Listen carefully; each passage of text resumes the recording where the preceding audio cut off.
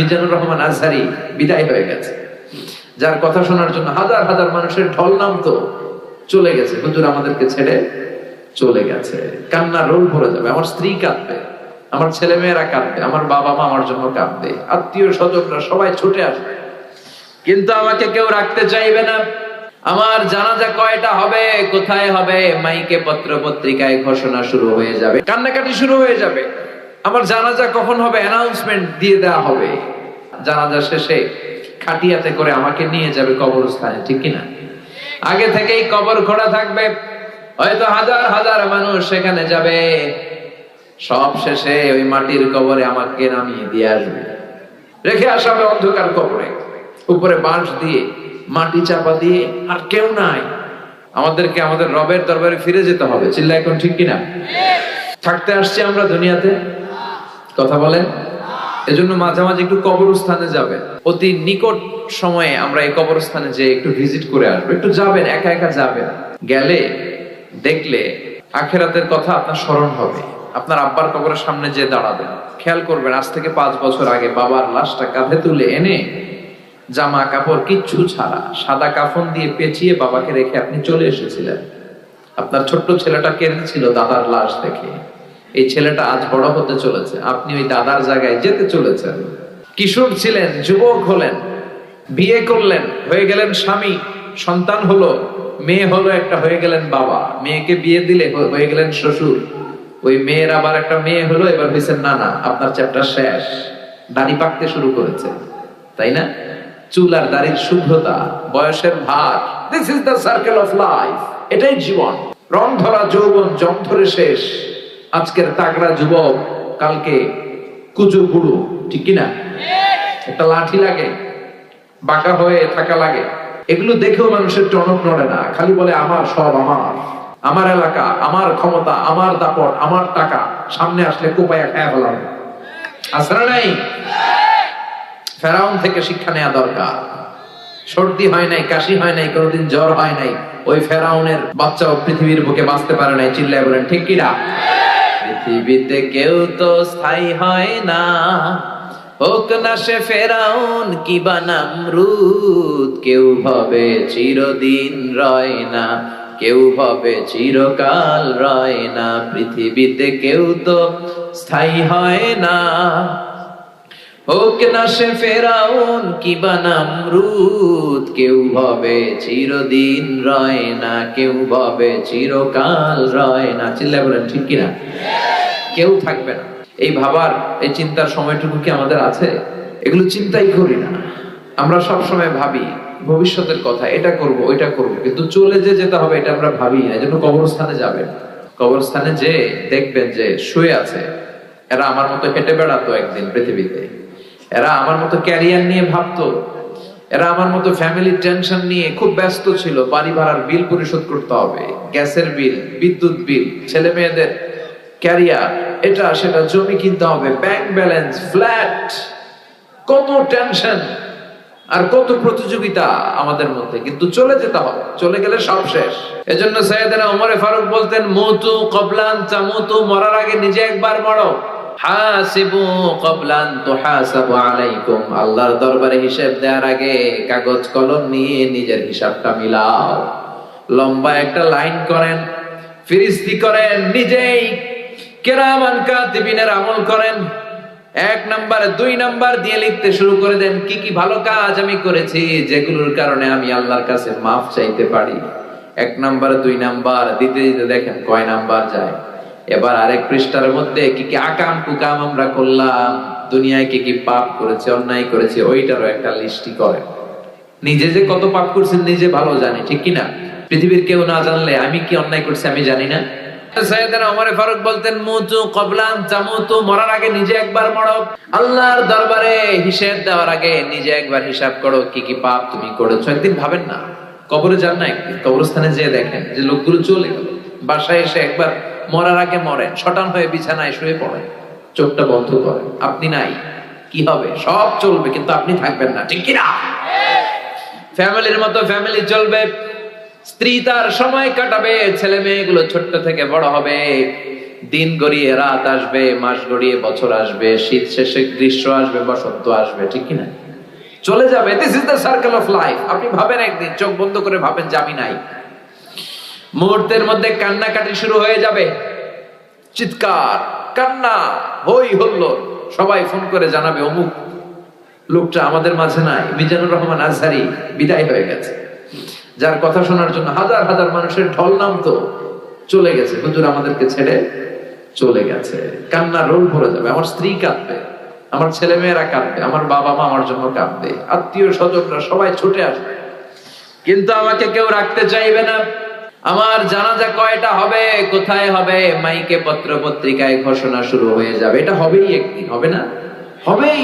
কত সুনিশ্চিত বিষয় আমরা ভুলে যাই। The most certain thing in our life is death. আমাদের জীবনের সবচেয়ে সুনিশ্চিত বিষয় হচ্ছে মরণ। কিন্তু এই ধোঁকা, এই মরিচিকা, এই মায়া জালে আমরা আটকে পড়ে আছি। কান্নাকাটি শুরু হয়ে যাবে। আমার জানাজা কখন হবে অ্যানাউন্সমেন্ট দিয়ে দেওয়া হবে। গোটা দেশ থেকে আমার ভক্তকুলরা আসবে আমাকে শেষ বিদায় দেওয়ার জন্য। আমাকে গোসল দেয়া হবে। কত টাকা দিয়ে আমি আমার গোসলখানাটা বানিয়েছি। আমার শেষ গোসলখানাটা কি আমার গোসলখানায় হবে? না, যেখানে লাশ ধোয় ওইখানে নিয়ে যাবে আমাকে। আমাকে নেকেট করা হবে, জামা থাকবে না, গোসল দিয়ে সাদা কাপড় দিয়ে আমাকে পেঁচ দেয়া হবে। তারপর যেখানে আমার জানাজা ওইখানে নিয়ে যাওয়া হবে। হাজার হাজার মানুষের ঢল নামবে। শেষ বিদায়, জানাজা। জানাজা শেষে খাটিয়াতে করে আমাকে নিয়ে যাবে কবরস্থানে, ঠিক কিনা? আগে থেকেই কবর খোঁড়া থাকবে, হয়তো হাজার হাজার মানুষ সেখানে যাবে। সব শেষে ওই মাটির কবরে আমাকে নামিয়ে দিয়ে আসবে। The story is ended. ঘটনা শেষ, গল্পটা শেষ। চিল্লা এখন, ঠিক কিনা? এত ভালোবাসা, এত টাকা পয়সা, যশ, খ্যাতি, ক্যারিয়ার কোথায় গেল? রেখে আসা হবে অন্ধকার কবরে। উপরে বাঁশ দিয়ে মাটি চাপা দিয়ে, আর কেউ নাই, অন্ধকার, শুধু অন্ধকার। এই অন্ধকার যেন শেষ হতে চায় না। একদিন মাটির ভেতরে হবে ঘরে মন আমার, কেন বাঁধো দালান ঘর? প্রাণ পাখি উড়ে যাবে পিঞ্জর ছেড়ে, ধরা ধামে সবই রবে, তুমি যাবে চলে। বন্ধু বান্ধব যত, মাতা পিতা দ্বারা সুত, সবই হবে তোমার পরে মন আমার, কেন বন্ধ দালান ঘর? একদিন মাটির ভেতরে হবে ঘরে মন আমার, কেন বন্ধ দালান ঘর? চিল্লায় বলেন, ঠিক কিনা? এজন্য রব্বুল আলামিন বলেন, আল্লাহকুমুত তাকাসুরু হাত্তা যুরতুমুল মাকাবির। দুনিয়ার লোভ লালসা কখনো তোমাদের কমবে না যতক্ষণ না তোমরা কবরের মাটিতে ঢুকো। কার কথা? Unlimited human demand. আল্লাহ বললেন, আল্লাহকুমুত তাকাসুর, বেশি বেশি চাওয়া, বেশি বেশি পাওয়া, অন্যের চেয়ে কেমনি নিজে বেশি অর্জন করা যায়, এটার কম্পিটিশন, এটার প্রতিযোগিতা তোমাদেরকে পাগল বানিয়ে রেখেছে। কবরের মাটিতে ঢোকার আগ পর্যন্ত তোমাদের এই পাগলামি আর গাফলতি থামবে না। চিল্লায় বলেন, ঠিক কিনা? দেখেন, আমরা এই মরিচিকা, পুরো জীবনটা হচ্ছে একটা ধোঁকা, একটা মায়াজাল, একটা মরিচিকা। আজ আছি কাল নাই, তাই না? মরে গেলে সব শেষ। আজ মরলে কাল দুদিন। একটার পর একটা। যার সাইকেল আছে সে খালি হুন্ডা চায়, যার হুন্ডা আছে ও প্রাইভেট কার চায়, মনে করে ওইটার মধ্যে সুখ। প্রাইভেট কার হয়ে গেলে এবার হেলিকপ্টার চায়, হেলিকপ্টার হইলে এবার এরোপ্লেন চায়, আছে না নাই? চেয়ারম্যান হয়েছে তো এমপি হতে চায়, এমপি হয়েছে মন্ত্রী হতে চায়, আছে না নাই? মন্ত্রী হয়েছে এবার প্রধানমন্ত্রী হতে চায়। মাগার এই দেশে সম্ভব না, ঠিক কিনা? এই দেশের প্রধানমন্ত্রী আগে থেকে ফিটফাট। আমরা কয়জনের পাইছি? আমার জীবনে হয়তো 2-3 জন। মাননীয় প্রধানমন্ত্রী শেখ হাসিনা, তার আগে কিছু সময় বেগম খালেদা জিয়াকে, আর এরশাদ সাহেবের সময় তোমরা ছোট। তো 2-4 জন ছাড়া এই দেশে খাওয়া নাই। কথা কও। তো যারাই ক্ষমতার মসনদে আসে তাদের জন্য আমরা দোয়া করি, তারা যেন ইসলামের পক্ষে কাজ করতে পারে। চিল্লায় পড়েন আমিন। এই জন্য যার আছে বেশি, চায়ও বেশি। এজন্য আল্লাহ বললেন আলহাকুমুত তাকাসুরু হাত্তা যুরতুমুল মাকাবির। দুনিয়ার লোভ লালসা অতিরিক্ত কামানোর ইচ্ছা তোমাদেরকে একেবারেই গাফেল বানিয়ে দিয়েছে। খালি আরো লাগবে, আরো লাগবে, আরো কামাতে হবে, ছুটছি আমরা। অসময়ে প্রতিযোগিতা, টাওয়ার বানানোর প্রতিযোগিতা আছে না নাই? বিষ্ণু বললেন কিয়ামতের আগে ওয়ান তারাল হাফাতাল উরাতাল আলাতা রিয়াশা ইয়াতাতাওয়ালুনা ফিল বুনিয়ান। কিয়ামতের আগে এমন কিছু লোক যাদের গায়ে দেওয়ার মতো কোনো জামা ছিল না, পায়ে দেওয়ার মতো জুতা ছিল না, তারা ছিল রাখাল। এলাকার সব চাইতে গরিব মানুষ হঠাৎ করে হু হু করে তারা ধনী হয়ে যাবে। বিশাল প্রতিযোগিতা শুরু করবে টাওয়ার বানানোর, বিল্ডিং বানানোর। আছে না নাই? গোটা বিশ্বব্যাপী এখন এই টাওয়ার বানানোর প্রতিযোগিতা। পৃথিবীর সবচাইতে বড় যে টাওয়ারটা হতে যাচ্ছে জেদ্দাতে, এটার নাম কিংডম টাওয়ার।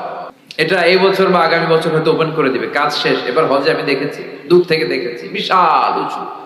এটা 1000 মিটার উঁচু, 170 তলা হবে এটা উচ্চতায়। এরপরে যেটা আছে ওটার নাম হচ্ছে Burj Al Khalifa. Still now it's the tallest building in the world. এখন এটা সবচেয়ে উঁচু হিসেবে কনসিডার করা হয়। এটা 828 মিটার উঁচু, খুব সম্ভব 828 মিটার। আর এটা 163 তলা। কয় তলা? 163 তলা। এটার লিফট আছে আপনার 30 সেকেন্ডের কম সময় টান দিয়ে 90 তলা নিয়ে যাবে আপনারে। তাইওয়ানে একটা আছে দি টাইপেডাং 101, লিখবেন গুগল সার্চ বক্সে টাইপেডাং 101, 101 তলা, দেখবেন কি বিশাল বড় টাওয়ার। কাবা ঘরের পাশে একটা আছে জমজম টাওয়ার, মক্কার রয়্যাল ক্লক টাওয়ার বলে, 120 তলা উঁচু, বিশাল টাওয়ার। কিয়ামতের দিন আল্লাহ যখন পৃথিবীটার একটা ঝাঁকুনি মারবে, একটা ঝাঁকুনি যখন দিবে, এই টাওয়ার একটাও টিকবে? চিল্লায় বলেন টিকবে? ইদা জুলজিলাতিল আরদু জিলজালাহা ওয়া আখরাজাতিল আরদু আসফালাহা। আল্লাহ যখন পৃথিবীটাকে ধরে কাঁপিয়ে দিবে, সব টাওয়ার গুলো ভেঙে খান খান হয়ে যাবে। ঠিক কি না? এই যে টাওয়ার বানানোর প্রতিযোগিতা, বিল্ডিং বানানোর প্রতিযোগিতা গোটা বিশ্বব্যাপী, কার চেয়ে বড় টাওয়ার কে বানাতে পারে, কার চেয়ে কে বেশি ধনী হতে পারে। ওয়ারেন বাফেট একজন আছে, বিশাল বড় ধনী। প্রিন্স ওয়ালিদ বিন তালাল আছে একজন, বিশাল বড় ধনী। আমি যে ইউনিভার্সিটিতে পিএইচডি করি, ওখানে যে 5 মিলিয়ন রিঙ্গিট দিয়ে আসছে, নাও বিল্ডিং বানাও একটা। ক্যামব্রিজ ইউনিভার্সিটিতে তার নামে একটা স্কলারশিপ আছে, একটা সেন্টার আছে। অক্সফোর্ডে আছে, এমআইটিতেও আছে, Massachusetts of institute of technology. গোটা বিশ্বব্যাপী সে টাকা এইভাবে বিলাচ্ছে। তার একটা পার্সোনাল প্রাইভেট জেট আছে, বিমান, যে বিমানের 70% মেড অফ গোল্ড। ওই বিমানের 70% স্বর্ণ দিয়ে বানানো। নাউজুবিল্লাহ পড়বেন না? কিংডম হোল্ডিং কোম্পানির ওনার, বর্তমান বাদশার আগের বাদশা আব্দুল্লাহর ভাগিনা। কত টাকা আছে নিজেই জানে না। আমার প্রোগ্রাম ছিল গত কয়েক বছর আগে ব্রুনাইতে, বান্দারসেরি বেগওয়ানে। ওখানে পৃথিবীর সবচেয়ে বড় প্যালেস, রাজপ্রাসাদটা আমি দেখে এসেছি, নাম ইস্তানা নুরুল ইমান। এটার ভেতরে প্রায় 2000 কক্ষ আছে। এটা টয়লেট গুলো স্বর্ণ দিয়ে বানানো। টয়লেট গুলো স্বর্ণ দিয়ে বানানোর দরকার আছে? টাকা, প্রাচুর্যতা, মোহ, লোভ, মরিচিকা পাগলের মতো ছুটছে। তার কাছে রোলস রয়েসের একটা গাড়ির ব্র্যান্ড আছে, খুব দামি। ইন্ডিয়াতে এটা খুব চলে। ইন্ডিয়ান নায়ক নায়িকারা এই রোলস রয়েস দিয়ে চড়ে। এই রোলস রয়েস তার সংগ্রহে আছে 500টা। কয়টা আছে বলেন তো? একজন মানুষ খুব আনন্দ ফুর্তি মौज মাস্তি করার জন্য কয়টা গাড়ি লাগে? 2টা। আচ্ছা, আরো যদি বাড়িয়ে বলি 5টা, 10টা, 20টা। তার কাছে রোলস রয়েস গাড়ি আছে 500টা। স্বর্ণের গাড়ি আছে, স্বর্ণের পালকি আছে। আমি এগুলো সব দেখে এসেছি। এজন্য আল্লাহ বললেন আলহাকুমুত তাকাসুর। কত বেশি নেওয়া যায়, কত খাওয়া যায়, আরো লাগবে, আরো চাই। এই প্রতিযোগিতা তোমাদেরকে আখিরাতের ব্যাপারে গাফেল বানিয়ে দিয়েছে। চিল্লায় বলেন ঠিক না? রব্বুল আলামিন বলেন আলহাকুমুত তাকাসুর হাত্তা যুরতুমুল মাকাবির। দুনিয়ার লোভ লালসা তোমাদেরকে গাফেল বানিয়ে দিয়েছে। তোমাদের এই গাফলতি, তোমাদের এই অবহেলা, তোমাদের এই লোভ কোনোদিন থামবে না যতক্ষণ না তোমরা কবরের বাড়িতে ঢুকো। কার কথা? কবরে ঢুকার আগ পর্যন্ত আমাদের এই গাফলতি কমবে? চিল্লায় বলেন কমবে? কবরে ঢুকার আগ পর্যন্ত আমাদের এই গাফলতি কমবে না। ইসলাম অর্থ উপার্জনে নিষেধ করে না। অর্থ আপনি উপার্জন করতে পারেন, কিন্তু অর্থের লোভ অন্তরে স্থান দেওয়া যাবে না। অন্তরে স্থান থাকতে হবে একজনের। চিল্লায় বলেন তিনি কে? অন্তরে ভয় থাকবে কার? যাদের হৃদয়ে আছে আল্লাহর ভয়, তারা কবু পথ ভুলে যায় না। আল্লাহর প্রেম ছাড়াই দুনিয়া কারো কাছে কোনো কিছু চায় না। রাতের আধারে যারা সেজদাতে রয়, দু চোখের স্রোতে নদী যেন বয়। ছলনার হাতছানি যতই আসুক, পেছনে ফিরেও সে তাকায় না। যাদের হৃদয়ে আছে আল্লাহর ভয়, তারা কবু পথ ভুলে যায় না। আল্লাহর প্রেম ছাড়াই দুনিয়া কারো কাছে কোনো কিছু চাই না, কারো কাছে কোনো কিছু চাই না। চিল্লায় বলেন ঠিক কিনা? এজন্য অন্তরের ভেতরে অর্থকে স্থান দেয়া যাবে না। অর্থ ছাড়া, টাকা ছাড়া, পয়সা ছাড়া দুনিয়ায় চলা যায় না। এটা হাতের মধ্যে রেখে দিতে হবে, কিন্তু অন্তরে বসাইতে হবে একজনের ভয়। তিনি কে? আল্লাহর ভয় বসাতে হবে অন্তরে।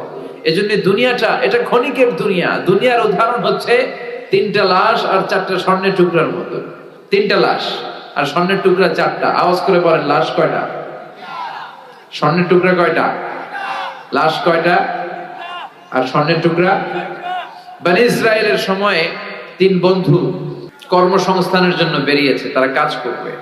পথিমধ্যে তারা গুপ্তধন পেয়েছে। কি গুপ্তধন? 4টা বড় বড় স্বর্ণের চাকা পেয়ে 3 বন্ধু তো মহা খুশি, পাইছি, এমন জিনিস পাইছি আজীবন খাইলেও শেষ হবে না। তো 3 বন্ধু বলে, স্বর্ণের চাকাগুলোকে আমরা ভাগাভাগি করে নিব, তার আগে এক কাজ করি, প্রচন্ড ক্ষুধা লেগেছে। একজনকে পাঠাইছে, তুই বাজারে যা, বাজারে যেয়ে কিছু রুটি কিনে নিয়ে আয়, ওই রুটিগুলো ভাগ করে আমরা খাই, তারপরে স্বর্ণ ভাগাভাগি করি। তো ওরে রুটি আনতে পাঠিয়ে 2 বন্ধু প্ল্যান করতেছে, এক কাজ করি, যেটারে রুটি আনতে পাঠাইলাম ওটারে যদি মাইরা ফেলতে পারি তাহলে তোর ভাগাভাগির কোনো ঝামেলা নাই। আমরা 2 জন, স্বর্ণের চাকা 2টা, 4টা, তুই পাবি 2টা, আমি পাবো 2টা। আর যেটা রুটি আনতে গেছে ওইটা মনে মনে ভাবে, রুটির মধ্যে যদি 20 মাখাই নিতে পারি। কি মাখায়া? 20। তাহলে তো এই 2টা খাইয়া শেষ, 4টাই আমার। সে 20 মাখায় নিয়ে আসছে, আর এই 2 জন মিলে ওইটারে ধইরা মাইরা শেষ, ভর্তা বানায় ফেলছে। এবার 2 জন বলে, ওইটার মারতে অনেক কষ্ট হয়েছে, একটা কাজ করি, আগে রুটি খাইয়ালি, তারপরে আমরা ভাগ করবো, তুই নিবি 2টা, আমি নেব 2টা। ব্যাগের ভেতর থেকে রুটি খাইয়া এই 2টাও শেষ, এই 2টাও নাই। 3টা লাশ পড়ে আছে আর 4টা স্বর্ণের টুকরা পড়ে আছে। এটাই হচ্ছে দুনিয়া। চিৎকার করে বলেন ঠিক কিনা? এই দুনিয়া এমন দুনিয়া, এই দুনিয়ায় কেউ থাকতে আসে নাই, সবাই চলে যাবে। দাদা চলে গেল, বাবা চলে গেল, আপনি বোধহয় যাবেন না। যাবেন? আপনি যাওয়া লাগবে না? চলে যাওয়া লাগবে। আপনার ছেলেটা বোধহয় যাবে না, না? আচ্ছা, আপনার স্ত্রীর গর্ভে 4 মাসের বাচ্চা, ওইটা যাবে? কিভাবে? ওটা তো আসেই নাই, যাবে কেমনি? আসবে, আসবে, যতদিন হায়াত পাওয়ার পাবে তারপরে যাবে। চিল্লায় বলেন ঠিক কিনা? মরতে আপনাকে হবেই। মানুষের জীবনের সবচেয়ে ভয়ঙ্করতম অভিজ্ঞতার নাম মৃত্যু। এটা জীবনের সর্বোচ্চ ভয়ঙ্কর অভিজ্ঞতা। এই মরতে যে কেমন লাগে কেউ বলে যেতে পারে নাই। আপনার আব্বা বলে যেতে পারছিল যে মৃত্যুর কষ্টটা এমন? কেউ বাঁচবে না একজন ছাড়া। চিল্লায় বলেন তিনি কে? কুল্লু মান আলাইহা ফানি ওয়া ইয়াবকা ওয়াজহু রাব্বিকা যুল জালালি ওয়াল ইকরাম ফাবিআইয়ি আলাই রাব্বিকুমা তুকাযযিবান। এই পৃথিবীতে কেউ বেঁচে থাকবে না, সব মরে যাবে। মরবে না একজন, তিনি কে? সবাই মরে যাবে। মালাকুল মাউত একের পর এক সবার রূহ কবজ করে ফেলবে। মানুষ মারবে, জিন মারবে, প্রাণী মারবে, মৎস্যকুল মারবে, সব শেষ। আল্লাহ বলবেন, মালাকুল মাউত কি করছো? কয় সব মারছ। কে বাকি? বলবে শুধু ফেরেশতারা বাকি। আল্লাহ বলবেন, যাও মালাকুল মাউত ফেরেশতাদের রূহ কবজ করে ফেলো। সবগুলো ফেরেশতার রূহ কবজ হয়ে যাবে। আল্লাহ মালাকুল মাউতকে ডেকে বলবে, আখবিরনি মাইয়া বাকা, এবার কে কে বেঁচে আছে বলো। মালাকুল মাউত বলবে, আল্লাহ কেউ বেঁচে নাই, শুধু 4 জন ফেরেশতা ছাড়া, জিব্রাইল, ইসরাফিল, মিকাইল আর আমি আজরাইল। আল্লাহ বলবেন, যাও জিব্রাইলের রূহ কবজ করো, ইসরাফিলের রূহ কবজ করো, মিকাইলের রূহ কবজ করো। সবার রূহ কবজ হয়ে যাবে। এবার আল্লাহ বলবেন, আখবিরনি মাইয়া বাকা, কে কে বেঁচে আছে বলো। মালাকুল মাউত বলবে, আল্লাহ আপনার কথা মতো কেউ নাই, জিব্রাইল নাই, ইসরাফিল নাই, মিকাইল নাই, মহাবিশ্বে কেউ নাই আমি ছাড়া, খালি আমি আর আপনি। আপনি তো আল হাইয়ুল কাইয়্যুম, শাশ্বত চিরঞ্জীব, আপনি তো মরবেন না আল্লাহ, আমি আছি খালি। এবার আমি কি করব? আল্লাহ বলবে এবার তুই মর। আল্লাহ কি বলবেন? কথা বলেন। মত ইয়া মালাকাল মাউত, হে মৃত্যুর ফেরেশতা এবার তুই একটু মর, তুই মর। এটা শুনে মালাকুল মউত ভয় পেয়ে যাবে, কাঁপতে শুরু করবে, তার কাঁপুনি ছুটে যাবে, কাঁপতে কাঁপতে খিঁচুনি এসে যাবে। আল্লাহ বলবেন কেঁপে লাভ নাই, মরতে তোমাকে হবে। এই দুনিয়াতে যারা একবার আসার সুযোগ পেয়েছে তাদের জন্য মৃত্যুকে অবধারিত করে রেখেছে কে? কুল্লু নাফসিন যায়িকাতুল মাউত, সবাইকে মরতে হবে, তোমাকেও মরতে হবে। যাও জান্নাত জাহান্নামের মাঝ বরাবর দাঁড়াও। মালাকুল মাউত জান্নাত জাহান্নামের মাঝ বরাবর দাঁড়াবে। আল্লাহ বলবে মুত ইয়া মালাকাল মাউত, মর, মরে যা। মালাকুল মাউত বিকট একটা চিৎকার মেরে জান্নাত জাহান্নামের মাঝ বরাবর দাঁড়িয়ে মরে যাবে। এবার আর কেউ নাই, বিকট সে চিৎকার।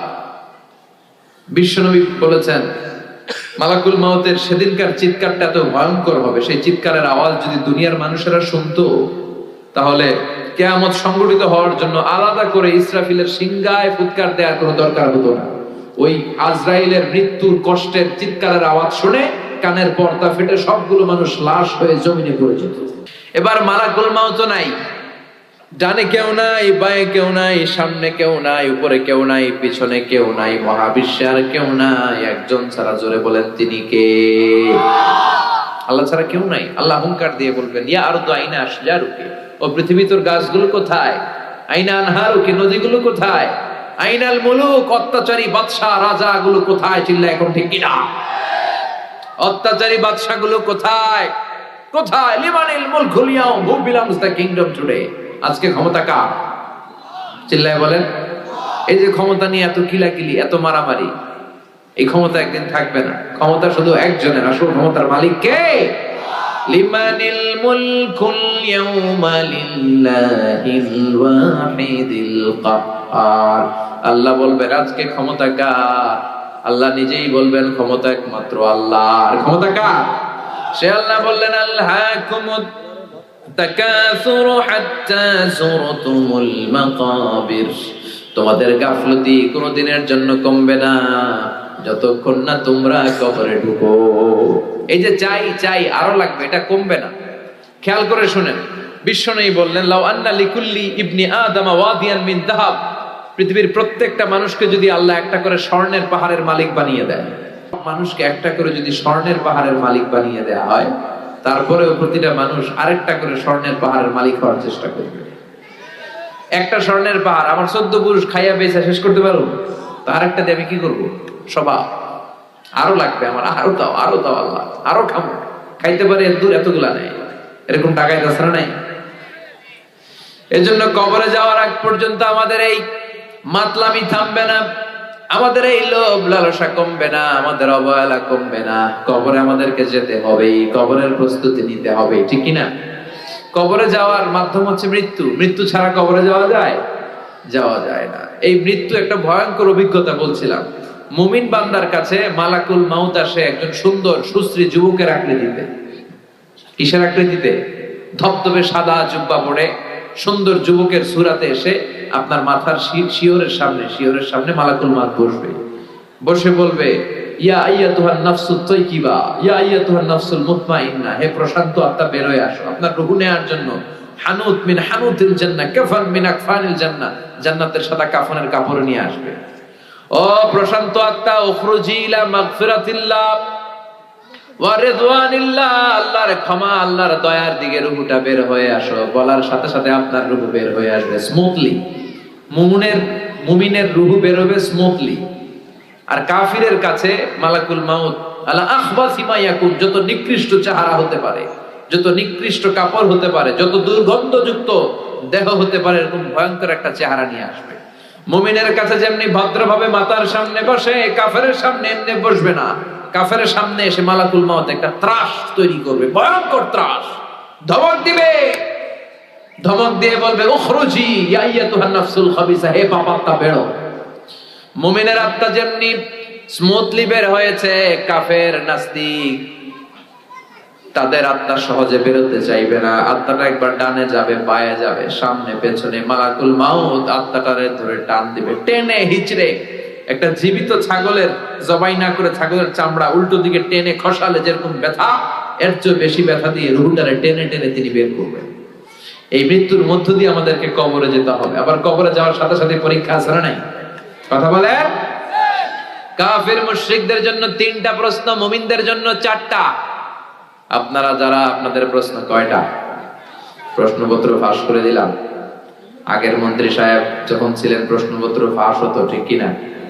আল্লাহ প্রশ্নপত্র ফাঁস করে দিচ্ছে। উনি দলিল পাইছে হয়তো যে আল্লাহ প্রশ্নপত্র ফাঁস করছে, আমরাও করি। আছে না নাই? আল্লাহ তো ফাঁস করছে আমরা বাঁচার জন্য, ঠিক কিনা? মুমিন যারা, তাদের জন্য 4টা। কয়টা প্রশ্ন? আওয়াজ করে বলেন। 4টা প্রশ্ন আপনাদের করা হবে। প্রথম প্রশ্ন, মার রব্বু, হু ইজ ইওর লর্ড? তোমার রবের নাম কি? কি বলবে? আল্লাহ আমারে রব, এই রবি আমার সব, দমে দমে তনু মনে তারি অনুভব। পড়েন, আল্লাহ আমারে রব, তোমার দুনিয়াতে আমি যেদিকে তাকাই, অতই নেয়ামতে ডুবে আছি সবাই। পাখ পাখালির গানে শুনি তাসবিহ কলরব, তাসবিহ কলরব। আল্লাহ আমারে রব, এই রবি আমার সব। প্রথম প্রশ্ন, তোমার রবকে? আমরা বলবো আমাদের রবকে। এরপরে প্রশ্ন করবে, ওমা দিনু, তোমার ধর্মের নাম কি? কি বলবে? কথা কর। আমরা বলবো ইসলাম আমাদের ধর্ম। এরপরে বিশ্বনবীর নূরানী চেহারাটা দেখিয়ে বলা হবে, আতারিফু হাদার রাজুল, এই লোকটারে চিনো নাকি? কি বলবে? চাঁদের চেয়ে সুন্দর তুমি, নবী আমার কমলি ওয়ালা। দু জাহানের বাদশাহ তুমি, প্যারা নবী সাল্লে আলা। দু জাহানের বাদশাহ তুমি, প্যারা নবী সাল্লে আলা। চাঁদের চেয়ে সুন্দর তুমি, নবী আমার কমলি ওয়ালা। সুবহানাল্লাহ পড়েন। আমরা বলবো, চিনি মানে উনি আমার কামলিওয়ালা নবী, যেই নবীর জন্য আমাদের প্রাণ, যেই নবীর জন্য আমাদের জান আর ভালোবাসা। এই নবীর সব সুন্নত আমরা দুনিয়ায় মানতাম, শুধু মিষ্টি খাওয়ার সুন্নত মানি নাই। মায়ের খাওয়া যে সুন্নাত, এটাও দুনিয়ায় আমরা মেনেছি। চিল্লায় বলেন ঠিক কিনা? এই নবীর জন্য আমরা সব করতাম, সব পালন করতাম। এটা আমাদের নবী। 3টা প্রশ্নের ঝটপট উত্তর আপনি দিয়ে দিলেন। এরপরে আরেকটা প্রশ্ন করা হবে, চতুর্থ প্রশ্ন। সেটা হচ্ছে, ওমা ইলমুক, হোয়াটস ইউর নলেজ? এই যে 3টা প্রশ্নের উত্তর তুমি পারছো, কেমনে পারছো? শিখলা কই? নকল করে আনছো? কাফনের কাপড়ে লেখা আনছো মনে হয়। পরীক্ষার হলে ছেলেপেলারা নকল করে না? হাতে লেখে নিয়ে যায়, হাতে। তারপরে কাগজে লেখে, এরপরে মোজার ভিতরে ভরে। খুলনায় মনে হয় এগুলা নাই? হ্যাঁ, স্কেলের মধ্যে নকল করে, স্কেলে ছোট ছোট করলে। এরপর যে বেঞ্চির ভিতরে ওর সিট পড়েছে, ওখানে আগে লিখে রাখি। আছে না নাই? সব ফাঁস করে দিছে। আছে, প্রশ্নও ফাঁস, নকলও ফাঁস।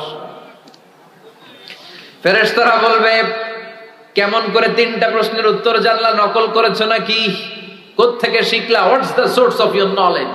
আপনাকে বলতে হবে, আমি কোরআন থেকে জেনেছি, হাদিস থেকে জেনেছি। তা না হলে কোনো মুক্তির উপায় নাই। চিল্লায় বলেন ঠিক কিনা? ওইটাও যখন বলতে পারবেন, তারা বলবে, খোশ আমদেদ, কংগ্রেচুলেশন, সুস্বাগত, মাহলান ওয়া সাহলান, তোমার খুশ নসিব, সুস্বাগতম বলে তারা আপনাকে জড়িয়ে নিবে।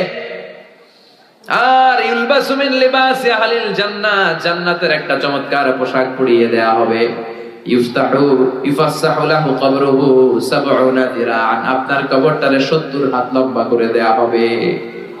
ইফতাহু লাহু বাবুন ইলাল জান্নাহ, আপনার কবরের সাথে জান্নাতের একটা দরজার কানেকশন দেয়া হবে।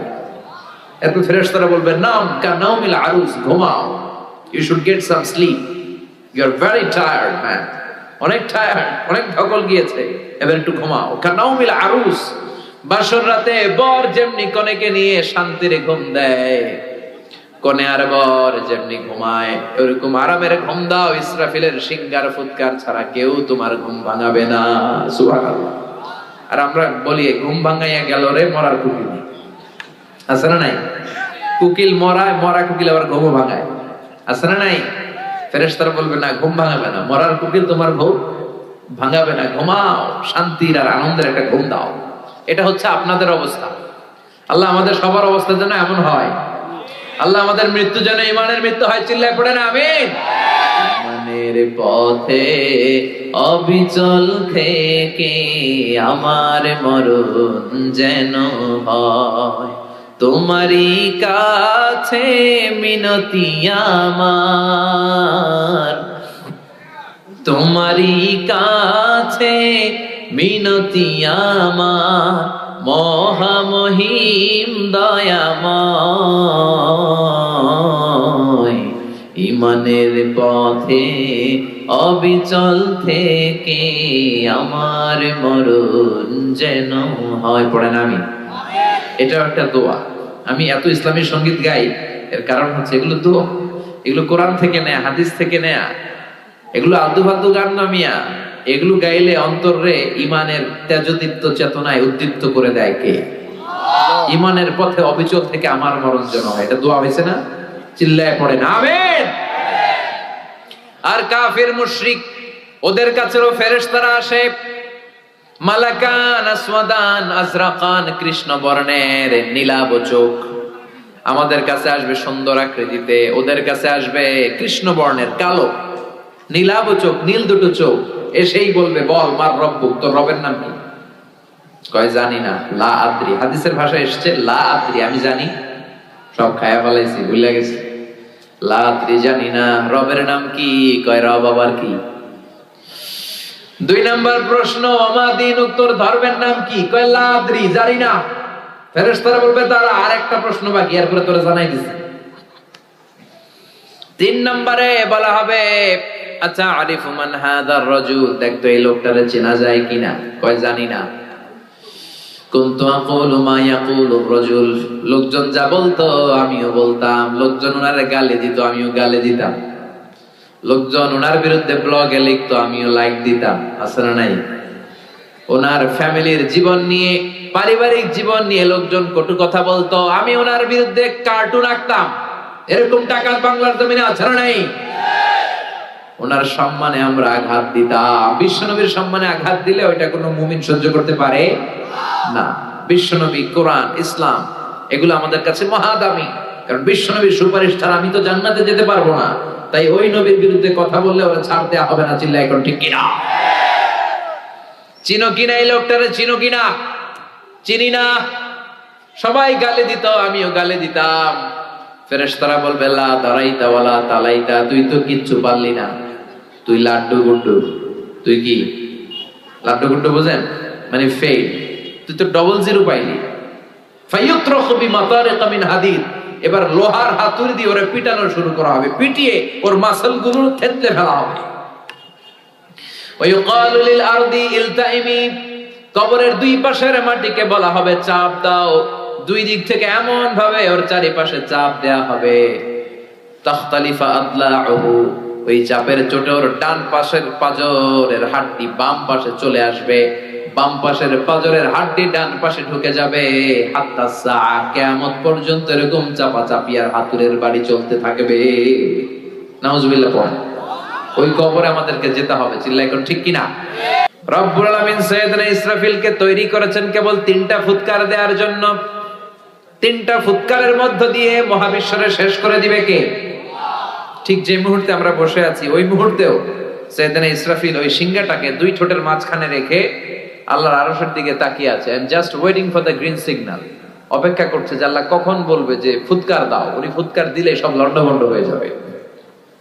একটা ভয়ঙ্কর আর্থকোয়েক হবে, ভূকম্পনে পৃথিবীর সব টাওয়ার গুলো ভেঙে যাবে, পাহাড় গুলো দুমড়ে মুচড়ে তুলার মতো ধ্বনিত হতে থাকবে, স্যাটেলাইট চ্যানেল গুলো একটার সাথে আর একটা লেগে খ্যাওস, মানুষগুলো বিক্ষিপ্ত পতঙ্গের মতো নিক্ষিপ্ত হবে, সাগরের পানিতে দাউ দাউ করে আগুন চলবে।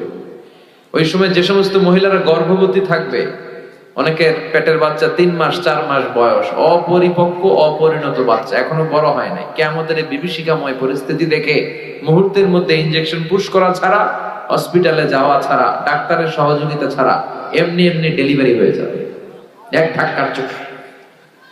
সেই দিনটার নাম আল্লাহ দিয়েছে আল কারিয়া। চিল্লায় বলেন কি নাম? আল কারিয়া। সেই ভয়ঙ্কর দিন, সেদিন কেউ কাউরে চিনবে না।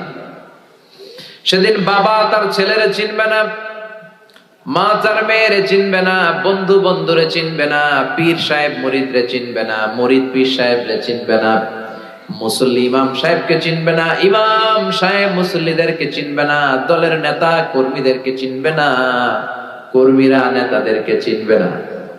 সবাই বলবে ইয়া নাফসি, ইয়া নাফসি, আল্লাহ আমারে বাঁচাও, আমারে বাঁচাও। নবীরাও বলবে ইয়া নাফসি, নবীরাও, আল্লাহর ওলিরা, শহীদ, সালেহ, এরাও বলবে ইয়া নাফসি, আল্লাহ আমারে বাঁচাও। কারণ ওই দিনটা আজকের দিনের মতো নয়। ইহশারুন নাসু ইয়াউমাল কিয়ামাতি হুফাতান উরাতান মুশাতান গুরলা। বিষ্ণুই বললেন আয়েশা, সেদিনটা হবে পৃথিবীর সবচাইতে ভয়ঙ্করতম দিন। মানুষগুলো উলঙ্গ হয়ে দাঁড়াবে, কারো গায়ে কোনো জামা নাই, পায়ের মধ্যে জুতা নাই, পেটের মধ্যে দানা পানি নাই, কোনো গাড়ি নাই, ঘোড়া নাই, ট্রেন নাই, কিচ্ছু নাই, মানুষগুলো উলঙ্গ হয়ে দাঁড়াবে। বিশ্বনবীর কথা শুনে মা আয়েশা বললেন, নবী সবাই যদি উলঙ্গ হয়ে দাঁড়ায় তাহলে কি লজ্জা লাগবে না? Don't they feel any shy, don't they feel any shame? নারী পুরুষ ছোট বড় সবাই naked, everyone is completely naked, they don't belong any garments, any dress in their body, তাদের দেহে কোনো পোশাক নাই। নবী গো, তাহলে কি লজ্জা লাগবে না? বিষ্ণু বললেন, আয়েশা তুমি লজ্জার চিন্তা করো, সেদিন তো মানুষ পাগল হয়ে যাবে।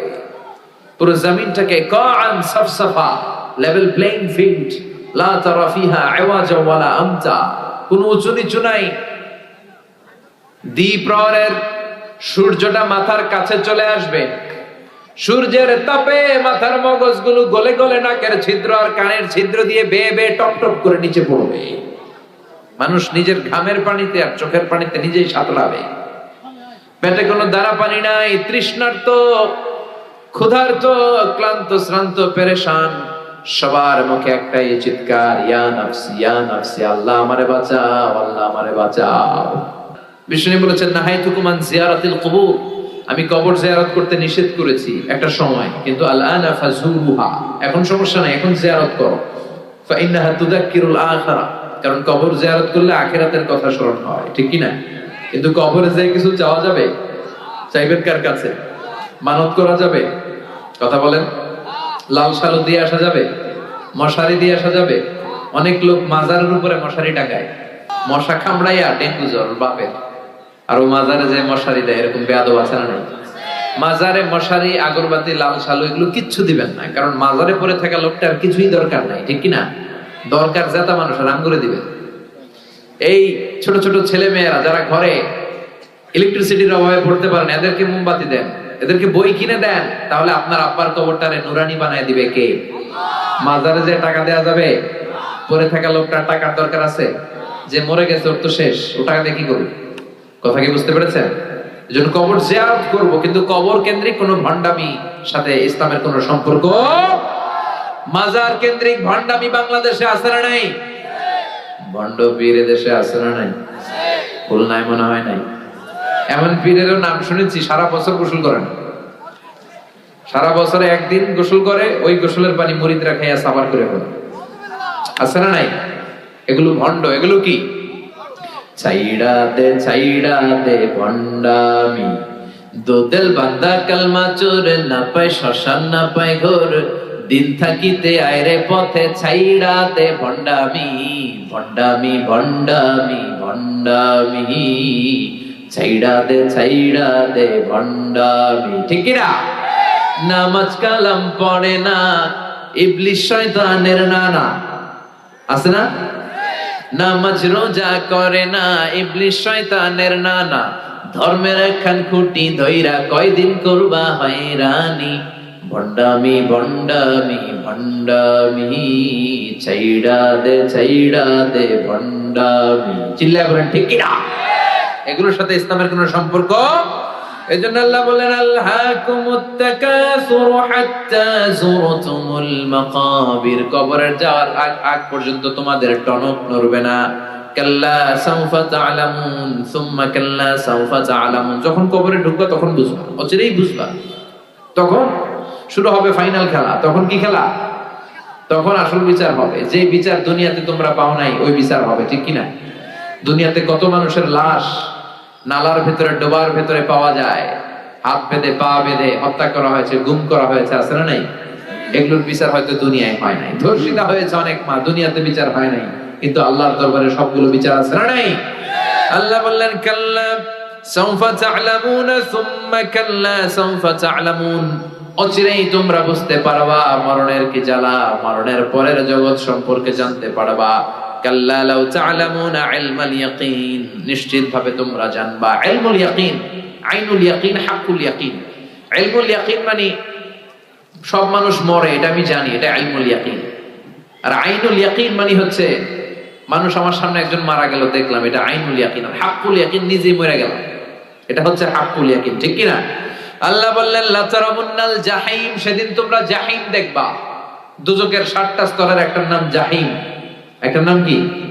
আল্লাহ দুজক থেকে আমাদেরকে বাঁচাও, জোরে পড়েন আমিন। বিষ্ণু বলছেন আল্লাহুম্মা ইন্না নাসআলুকাল জান্নাতা ওয়া নাউযু বিকা মিনান নার, আল্লাহ তোমার কাছে আমরা জান্নাত চাই, জাহান্নাম থেকে পানাহ চাই, পড়েন আমিন। দুজকের আগুন আর দুনিয়ার আগুন তো একরকম না, কথা কন। এই যে দুনিয়ার আগুন দিয়ে যে রান্নাঘরে রান্না করেন, এই আগুন জাহান্নামের আগুনের 70 ভাগের 1 ভাগ।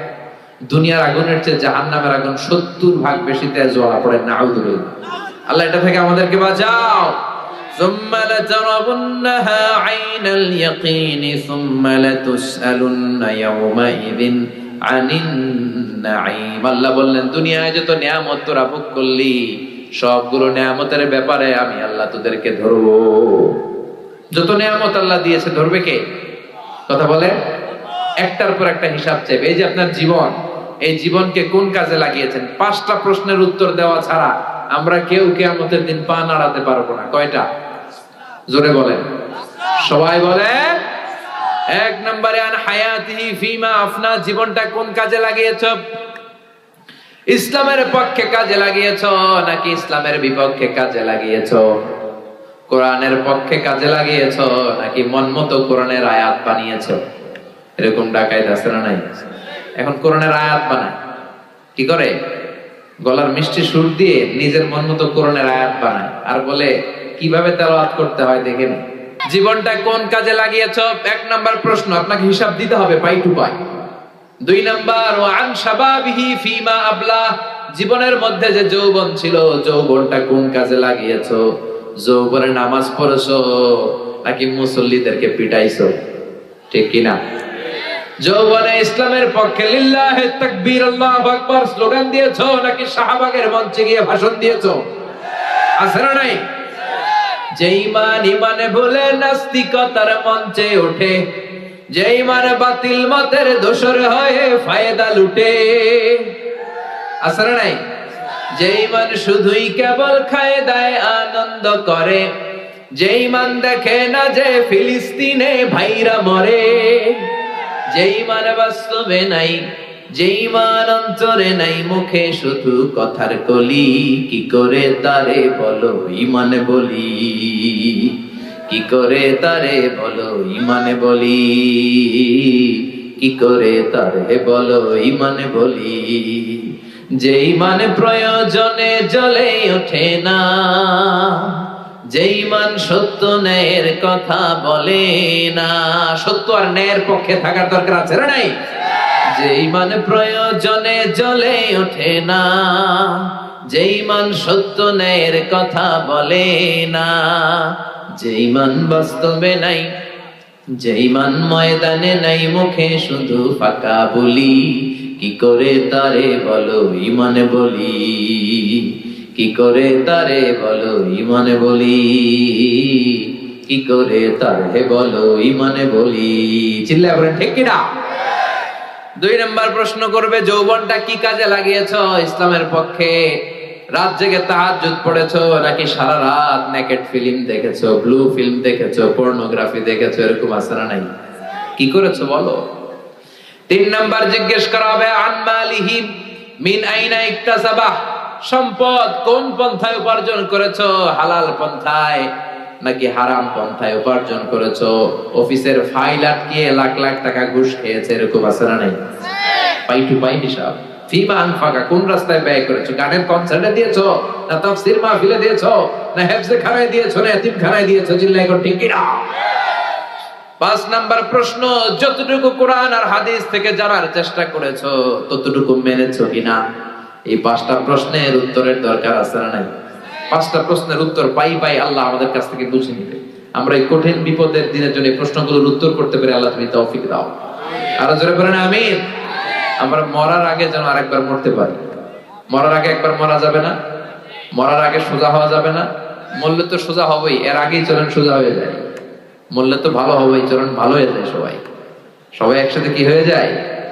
ভালো হয়ে যায়। মরার আগে মরি। We have to go back to our Lord. আমাদেরকে ফিরে যেতে হবে আল্লাহর দরবারে, কেউ আমরা থাকবো না।